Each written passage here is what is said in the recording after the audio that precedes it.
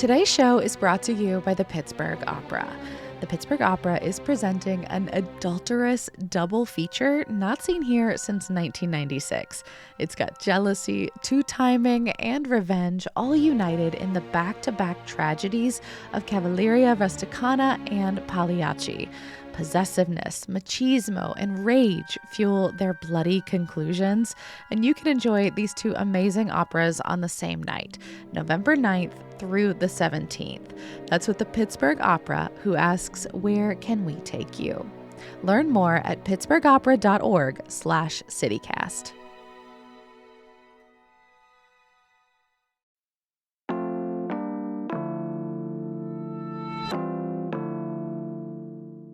Today on CityCast Pittsburgh, a horse broke free in the North Side. And if that ain't the energy we need this week, I don't know what is. We're talking about a bunch of city news, a Steelers tailgate ban, new approvals for a North Side Ferris wheel, and why it just got a little bit easier to build on to your home. Plus, why we still don't know who our next U.S. Senator is going to be. It's November 15th, the Friday News Roundup. I'm Megan Harris, and here's what Pittsburgh's talking about.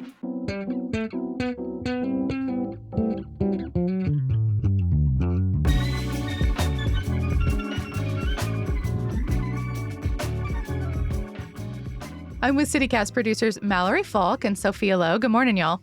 Hello. Good morning. I am so excited that there has been more horse news this week.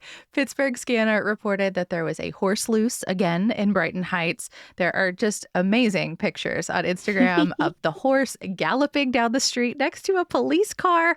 And then another one where it's surrounded by police officers looking a little derpy, munching on a carrot. It's so good. I'm glad the horse got a treat after this ordeal. Same. I bet he was hungry. Megan, you said again, why does this keep happening? Why are horses roaming free on the North Side? I don't know. Is it multiple horses or is it the same horse? I haven't seen.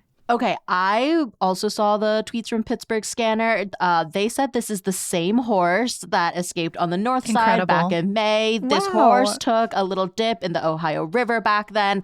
I don't think it made it to the water this time, but Pittsburgh Scanner said that a police officer who showed up in the spring recognized this horse the second time around. I wonder what was so identifiable, like the horse's attitude, or I mean, like if you saw a horse in the river, he is bright white. It's kind of a beautiful little horse. Yeah, like I would remember that as like one of the highlights, weirdest days of my career. So it would happen again. I don't know. I'm sorry, I'm not a horse girl. So to me, like they all look similar. I didn't realize that one could be so identifiable.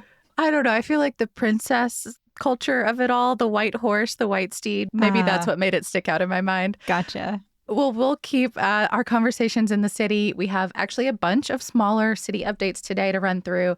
So first up is the budget, the thing that pays for all of the other things. Yeah, we've talked a little bit about this on the show before. So Mayor Ed Gainey released his first draft of the budget in September, gave a big speech at the time. He came on to our show back in October to talk about his priorities. And since then, he's made some revisions to the budget. So what came out this week is the new second updated draft. And a second very long speech. Yes. Yeah, over an hour. My favorite part of all of this is that the TV stations, the newspapers, even our local NPR affiliate, WESA, they tend to be kind of nice in their reporting. They all gave Gainey a little bit of hell for spending most of that speech talking about how great he is at being mayor. So like all of his accomplishments. One of them included something that happened back in 2015, which was like 7 years before he became mayor. But not all that much time talking about 2025 and beyond. It sounds a little like a stump speech, which it might be because before the budget process even started, Gainey announced that he is running for re-election. Yeah, that was back in August. But bringing it back to the budget, I gather from the reporting this week that he didn't actually change that much in terms of spending. Yeah, shout out to Julia Berdelsky at the Trib. I thought her story just did a great job of kind of laying this out in a really clear and easy to understand way. So still no new taxes, no layoffs. That's what he said back in September. The city is planning to trim some unfilled positions, including several in the police bureau. He tacked on a few more million from that first draft released in September. So the total amount of the budget is just a little bit bigger. But he says that total figure will still be less than what we spent in 2024. So a little bit less. Some new stuff to look for include an automated red light camera system. Oh, right. City Council approved that not too long ago. Yeah, so that one's already kind of been talked about a lot. There'll be new anti-litter inspector jobs.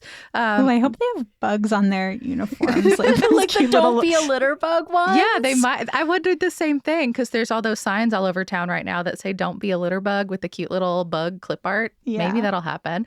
And then we're going to spend a little bit more than we do right now on road paving, which everybody always wants. Good.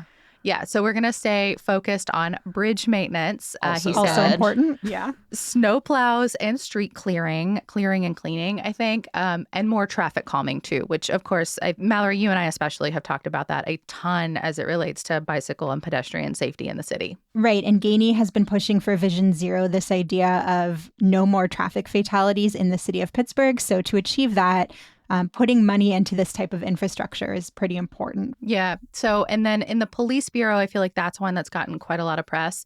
They're budgeting for fewer officers overall. And to accommodate for some of that, he's proposed hiring civilians to fill a few roles. So like managing evidence, for example, or staffing the desks like in the zone offices. That'll be one way to fill those positions. Importantly, I think he's also suggested cutting the overtime budget for public safety. I got to say, that one feels odd to me because it's expected at present, like we're going to need more money for overtime because we'll have fewer people to fill all these roles. We're going to need to overtime more, not less. And also, they are not budgeting for another national search to replace our police chief, which I think also feels telling. So maybe it was so expensive last time. What, like $80,000-ish? Correct. Yeah. So they haven't confirmed one way or the other, but it sounds like they may be preparing to hire from within. Yeah, and in case you missed it, our police chief recently retired. There was a lot of controversy around him picking back up his part-time gig refereeing college basketball games, and he eventually decided to retire after less than 2 years in the role. So we had just done this big, expensive national search. Yeah, and now we have to fill the job again. Right now, we have someone in as an acting role, but they're going to have to figure out a permanent position. A couple more notes about the budget. For some reason, we are still counting on getting the jock tax. Really? Still? Yeah. Yeah. Regular listeners of this show have heard us talk about it a bunch. It's officially called the facilities usage fee. That's the amount that out-of-town entertainers and athletes have to pay to work here for a few hours, which now multiple courts have said is illegal, but we are still in an appeals process. So that's still in the budget as if we're collecting it, which we are not. And unless our appeal is successful, we can't collect it next year either. So it's like $2 to $6 million per year that we say we're getting that we're not. This feels extremely risky to budget around. It kind of blows my mind that money is still in there when we don't know for certain whether or not we'll have it. And it seems like we likely won't. Yeah, and that was what City Controller Rachel Heisler said too. So she's in charge of making sure that we can, in fact, pay what we say we will. She says overall, Gainey's figures are okay, but she cautioned that it's going to be really tight. Like we don't have anything to fall back on now. And seeing that stuff like the jock tax is still on the books, like as if it's real revenue when it actually is not, is a little worrying. And also that we should be thinking about our population because, as we know, Pittsburgh's population has been slowly in decline. We're still just above that 300,000 mark, but it means that we're going to collect slightly less in taxes year on year on year. So it's just something to be aware of as we're looking ahead that we're going to get less there. So how do you make up for that over time? So the next step in this process is City Council gets involved.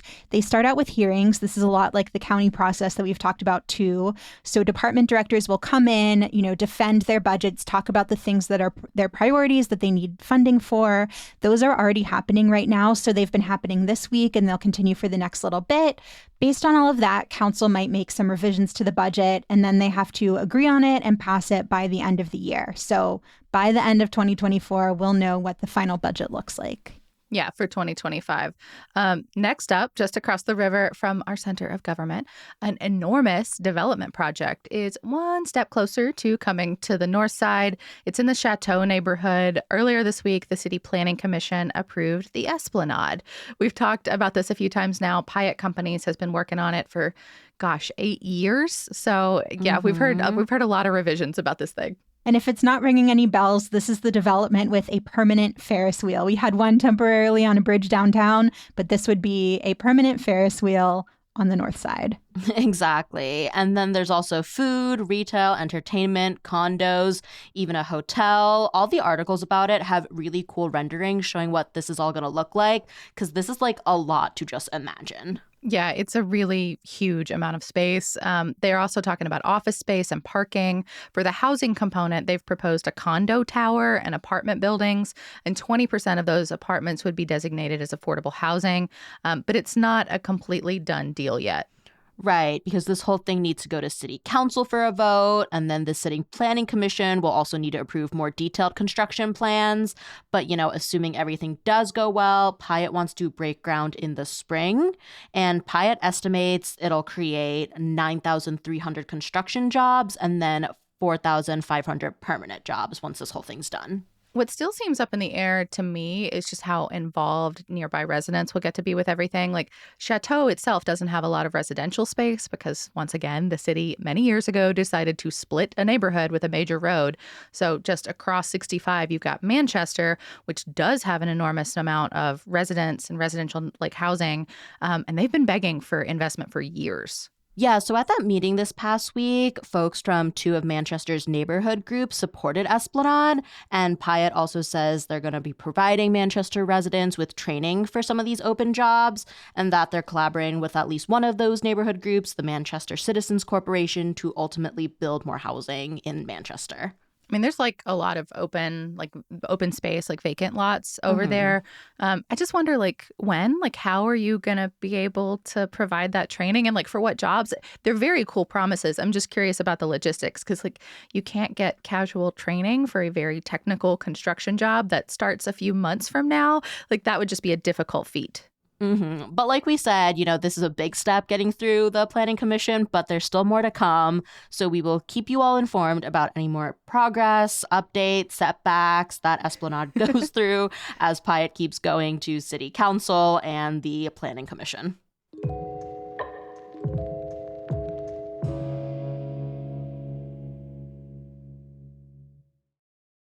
Today's show is brought to you by Handmade Arcade.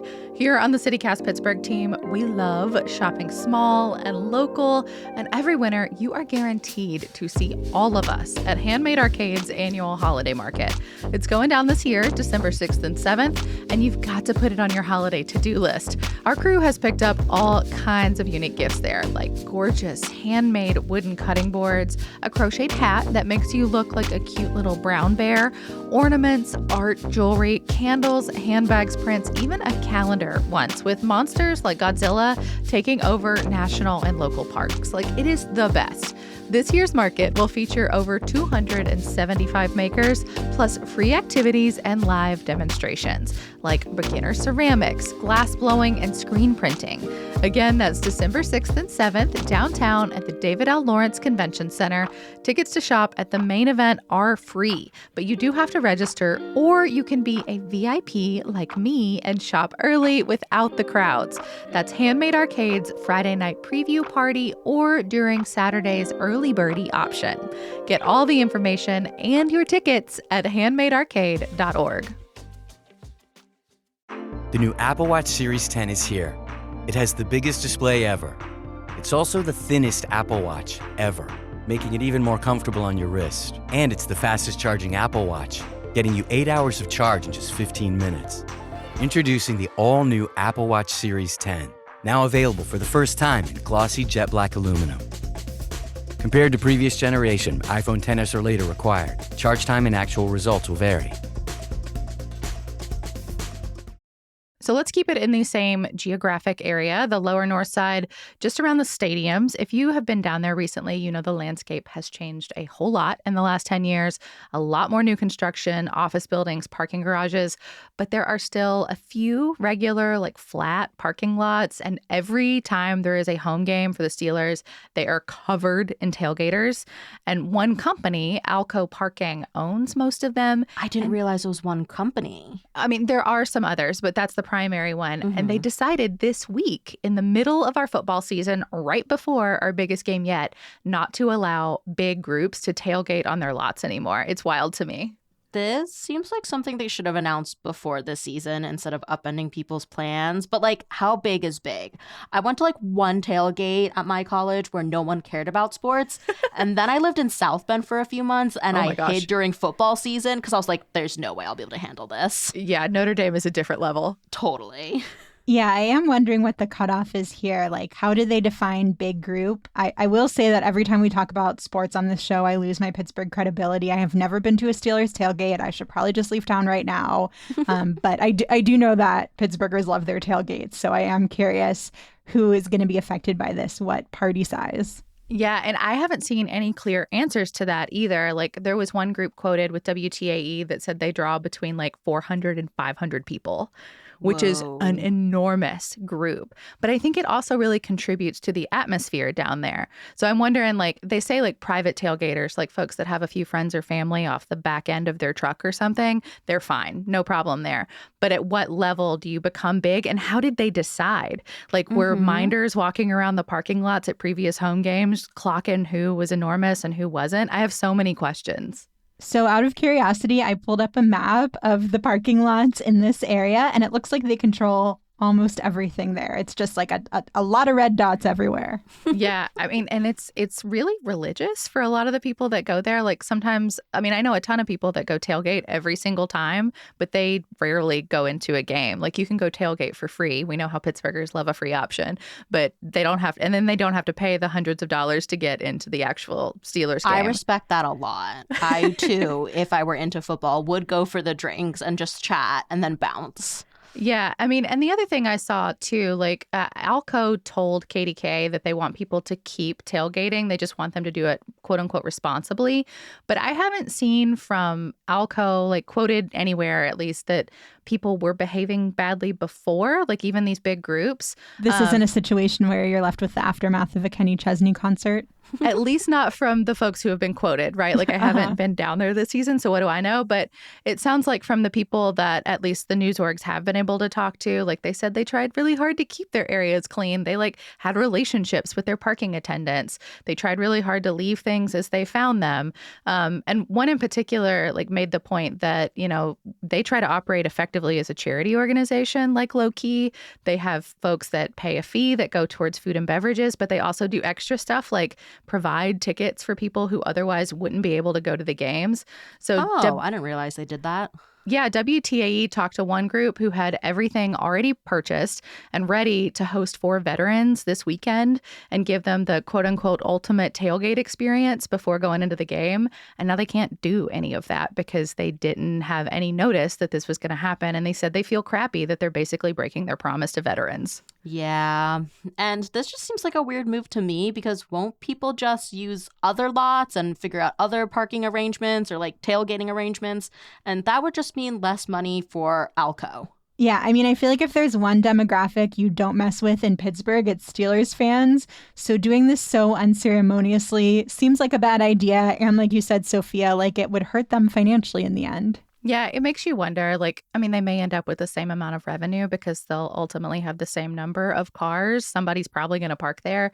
But I just, again, feel like it really might diminish the atmosphere of game day because, like, walking down West General Robinson, if you've never been to a Steelers game, for example, and you've traveled from afar, like, it does mean something that all these people are dressed in the same colors and they're all very excited in the same way that you are.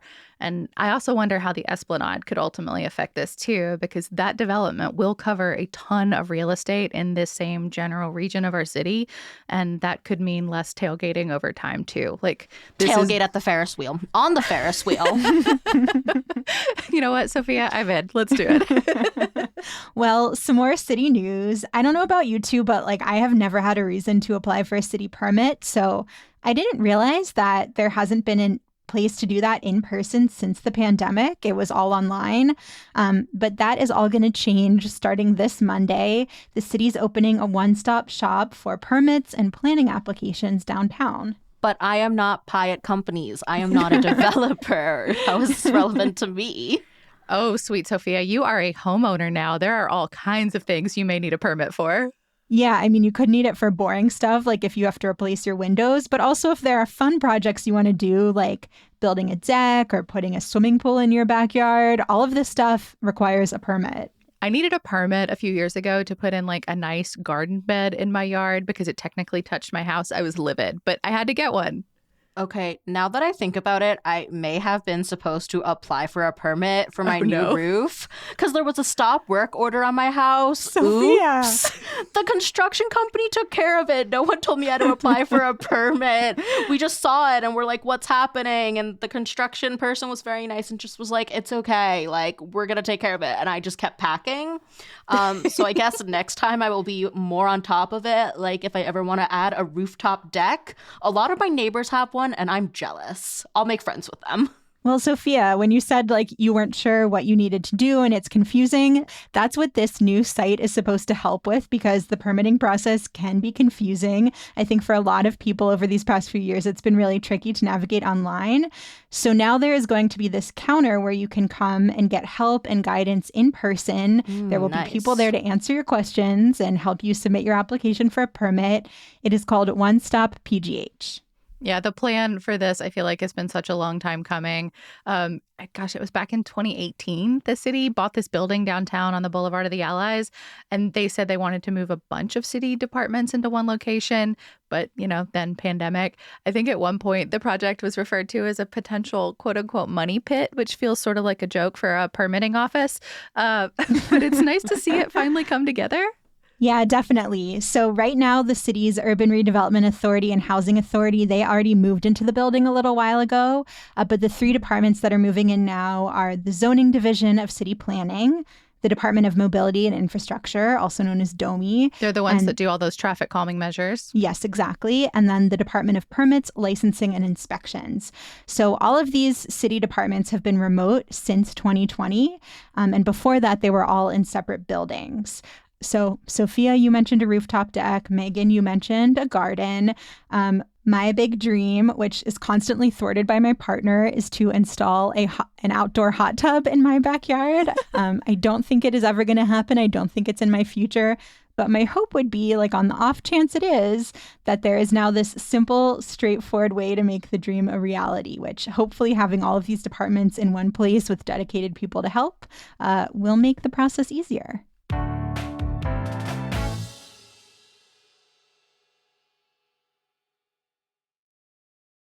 This is an ad by BetterHelp. What comes to mind when you hear the word gratitude? Maybe it's a daily practice, or maybe it feels hard to be grateful right now. Don't forget to give yourself some thanks by investing in your well-being.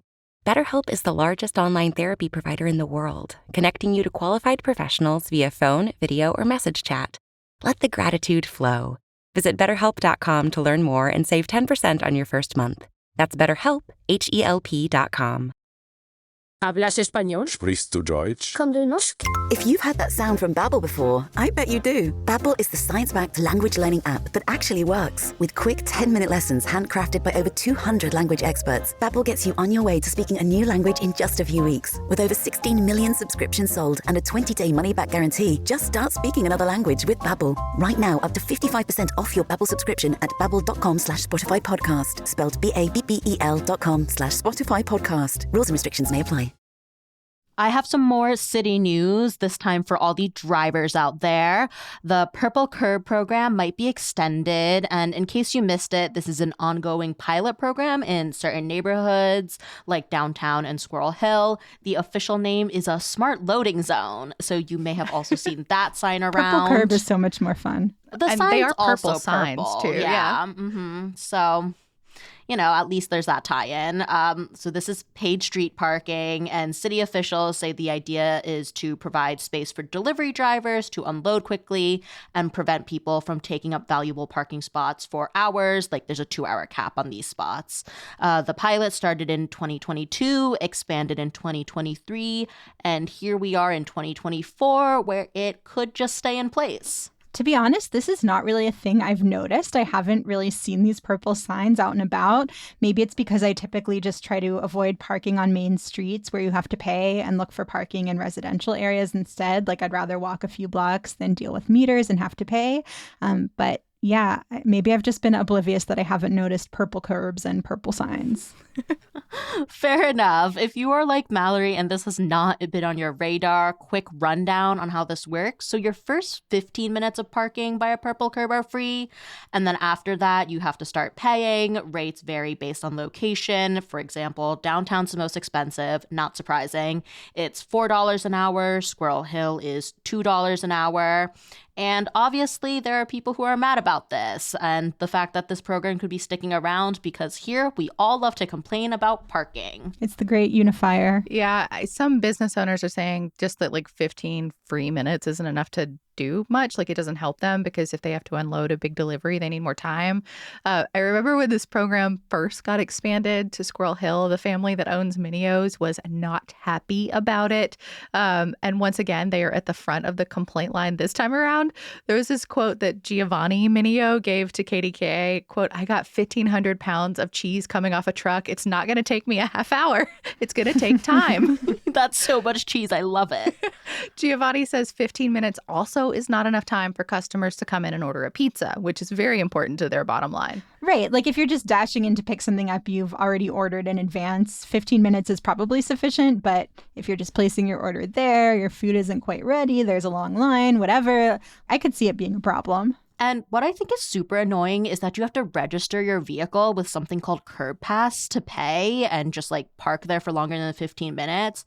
And there's QR codes on the purple signs, but it's really annoying to have to sign up for something in order to park for more than 15 minutes or risk a ticket. That's so much to go through to just pick up some pizza. Oh, come on. I feel like we all had to register for the regular Pittsburgh parking thing. No, It's just I've one still more resisted parking that. thing. You haven't done it. It makes it so much simpler. We've had it for years, Mallory. Get on board. Okay, well, two differing opinions on this. But City Council is voting on whether this program is going to stick around in the coming weeks, so something to keep an eye on, maybe if only just to see whether you need to sign up for something else. Before we go for this week, what will y'all be thinking about over the weekend? I'm thinking about the fact that election season still isn't over, at least not here in Pennsylvania. I know. So the big news is that the U.S. Senate race between Bob Casey and Dave McCormick is headed to a recount. Casey, of course, is the Democratic incumbent and McCormick's the Republican challenger. As of Wednesday, McCormick was leading by about 28,000 votes, which means that they are within a 0.5% margin. So under Pennsylvania law, that automatically triggers a recount. Casey could have waived his right to one, but he did not. His campaign says he's going to stay in the race until all the votes are counted. And he posted on Twitter or X that, quote, "The American democratic process was born in Pennsylvania, and that process will play out." I mean, it's kind of wild to think about this. Like, the AP, I don't know, maybe arguably jumped the gun because they called the race last week. But even just the latest update from our county elections office, they still have about 10,000 provisional ballots to go through and make sure that those are correct. If 28,000 votes is the line, and we know just here locally that there's a big chunk of those that could maybe sway that, that seems really important. It makes me wonder what was up with the AP. Right. And I saw reporting in the Trib that, again, as of Wednesday, there are more than 80,000 ballots, all told, that still need to be counted. Statewide? Whoa. Statewide. Wow. Most of them are provisional ballots. Some of them are being challenged, so it's unclear, how many of them will actually count. It might not be that many. Yeah, and it's same here in Allegheny County with that 10,000, which I'm sure is part of that 80,000 total. Yeah, exactly. But right. So there are still enough votes out there that the result of this race could change. But, meanwhile, like you said, AP called the race. McCormick himself declared victory, and he went to Senate orientation earlier this week. So he's moving forward as if he's the winner. Casey is continuing to stay in the race. And Casey's still the sitting senator. He doesn't need an orientation because he's been doing the job for 18 years. So yeah. I guess I'm glad McCormick drill. went to class just in case. Yeah, right. But an interesting fact I learned in all of this, a recount could cost more than $1 million. Of course. So this is going to be an expensive process, but kind of a quick process. So once all the counties are done counting their ballots, they have to start the recount no later than November 20th, and it has to be finished by noon on November 26th. And then results will get published the next day, November 27th, which is the day before Thanksgiving. So I guess our holiday treat could be knowing who our next senator is. Mallory, I got to be honest, that sounds terrible that we're going to have to wait for news on this for like another couple weeks. Sophia, what about you? What are you going to be thinking about this weekend? I am genuinely thinking about the Thanksgiving pre-order episode that you and Francesca were on yesterday because I put in multiple pre-orders last night. Yes, one for El Colibri. I'm actually picking that up this weekend. The Friend Feast, that's not for friends. That is for me, and that is my meal prep for the week, actually. In case you missed it, we tried to round up all the places we could find in the city of Pittsburgh that were offering like Thanksgiving-style catering for different budgets, different size groups, and El Colibri was actually Sophia's recommendation, so I love that you are literally taking your own advice. Mm-hmm. And then I also ordered pie and some rolls from Third Space. So I also, took your advice and Francesca's advice, not just me. Megan, what about you? What are you thinking about? I have been giggling about this growing fan effort to get the owner of the Pirates, Bob Nutting, to sell the team. They literally have T-shirts now that say sell the team, and they're going to other baseball games wearing them. One guy paid thousands of dollars to sit directly behind home plate with a Pirates jersey on that said sell the team just so he could get on national television and get some attention for this. I respect the dedication here, too. And now they have billboards, too. It's incredible. So they are downtown in the Strip District on Mount Washington and in the West End. I sent y'all a picture of it. So this is a few people, but a lot of it's being crowdfunded now. Like the billboards themselves are being paid for by Pirates fans because at least this one organizer who's buying the billboards, his name is actually on them. He says ticket boycotts and internet memes just like are not doing the trick, that we need to publicly shame the owner, Bob Nutting. I love all of this energy, but does it actually matter? Like, could it make a change? Is there a way for Nutting to let go of the team at this time? I mean, there's nothing to force him. No, like his lease is up in 2030, which means that he could sell the team. I did not realize that owners lease teams. I didn't think you could do that with like people. Well, the team technically leases the stadium, actually, and he owns the team. So that's how it works. But he could sell the team at any time. But I think it's important to note that he makes money even if we lose games because of the TV contracts. Like the Pirates are basically passive income for this guy. But fans have an interesting strategy this time, I think. They want the Sports and Exhibition Authority, which manages our stadiums, to enforce clauses when they renegotiate those leases that would force an owner, including Nutting, to at least try to field a winning team. And they've proposed different strategies for this. I hope it works.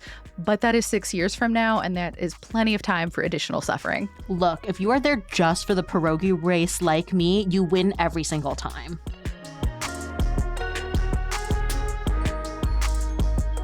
That's all for today here on CityCast Pittsburgh. Our music is by Benji, who, by the way, is Grammy nominated. Congratulations, Benji. Mallory Falk is our executive producer. Sophia Lowe produces the show with help this week from Francisco Kilgore. Francesca DeBecco and Natalia Aldana wrote our newsletter, and I am your host, Megan Harris. We'll be back on Monday with more news from around the city. Have a great weekend, everyone.